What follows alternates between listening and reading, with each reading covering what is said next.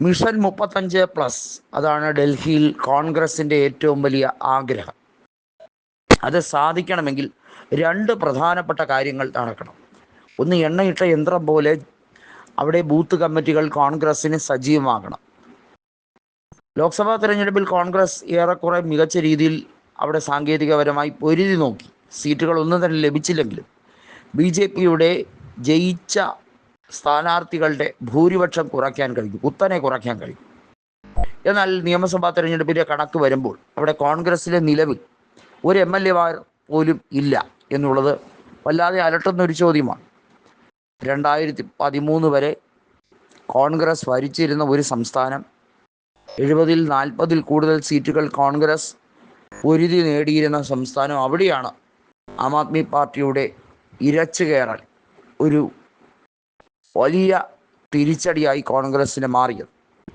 കോൺഗ്രസ്സിനെ എപ്പോഴെല്ലാം ആക്രമിക്കാൻ ആം ആദ്മി ശ്രമിച്ചിട്ടുണ്ടോ അന്നൊക്കെ ആം ആദ്മി താൽക്കാലികമായി വിജയിക്കുന്നു എന്നുള്ള അഹങ്കാരം അവരെ വല്ലാതെ തെറ്റുകൾ ചെയ്യാൻ പ്രേരിപ്പിച്ചു എന്ന് തന്നെ പറയേണ്ടി വരും. കെജ്രിവാൾ ഒരു 1-ാം നമ്പർ അഴിമതിക്കാരനായി അദ്ദേഹത്തിൻ്റെ രാഷ്ട്രീയ ജീവിതത്തിൽ അധപ്പതിച്ചെങ്കിൽ അത് അദ്ദേഹത്തിനുള്ള ഓവർ കോൺഫിഡൻസാണ്. കാരണം അദ്ദേഹത്തിന് ജനങ്ങൾക്ക് ഇഷ്ടമാണ് എന്ന അദ്ദേഹത്തിൻ്റെ തോന്നൽ, ഏത് രീതിയിൽ പ്രവർത്തിച്ചാലും എവിടെ നിന്നെല്ലാം ഫണ്ട് വാങ്ങിയാലും അതൊന്നും ഓഡിറ്റ് ചെയ്യാതിരുന്നാൽ മതി, ഇതൊന്നും ആരും തിരക്കില്ല, ഇങ്ങനെയൊക്കെ തെറ്റിദ്ധാരണ കൊണ്ട് മുന്നോട്ട് പോയ കെജ്രിവാളിന് ലോക്ക് വീഴുകയാണ് ചെയ്തത്. EDയും അതുപോലെ തന്നെ CBIയും ഒക്കെ നിരന്തരമായി അദ്ദേഹത്തിനെ ചോദ്യം ചെയ്യാനും മറ്റും കോടതി വഴി നിയമ പോരാട്ടം നടത്തി അദ്ദേഹത്തിനെ തിഹാർ ജയിലിലേക്ക് എത്തിക്കുകയും ചെയ്തു. മനീഷ് സിസോദിയയും കെജ്രിവാളിനെയും ഒക്കെ ഇത്തരത്തിൽ കോടതി ശിക്ഷിക്കുമ്പോൾ വാസ്തവത്തിൽ ഈ ശിക്ഷയിൽ നിന്നും ഇളവില്ല എന്നുള്ളതാണ് വാസ്തവം. അഴിമതിയിൽ മുങ്ങിക്കുളിച്ചിരിക്കുന്ന കെജ്രിവാളും സംഘവും ഇനി ഒരു തിരിച്ചുവരവ് നടക്കുമെന്ന് പ്രതീക്ഷിക്കുന്നുമില്ല.